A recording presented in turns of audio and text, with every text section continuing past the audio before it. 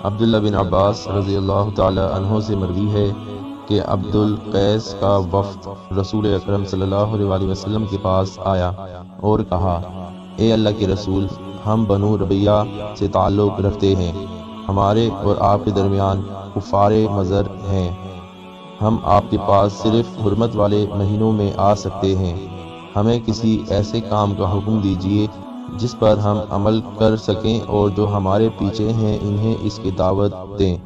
آپ صلی اللہ علیہ وسلم نے فرمایا، میں تمہیں 4 باتوں کا حکم دیتا ہوں اور 4 باتوں سے منع کرتا ہوں۔ اللہ پر ایمان، پھر اس کے لیے وضاحت کی کہ اس بات کی گواہی دینا کہ اللہ کے علاوہ کوئی معبود برحق نہیں، اور میں محمد صلی اللہ علیہ وسلم اللہ کا رسول ہوں۔ آپ نے ان کے لیے اس کی تفسیر بیان کی، نماز قائم کرنا، زکوٰۃ ادا کرنا اور تمہیں جو غنیمت حاصل ہو اس کا 5واں حصہ دینا، اور میں تمہیں کدو کے برتن، شراب والے برتن، جو سبزی مائل ہوتا ہے، تارکول ملے ہوئے برتن اور لکڑی کے برتن سے منع کرتا ہوں۔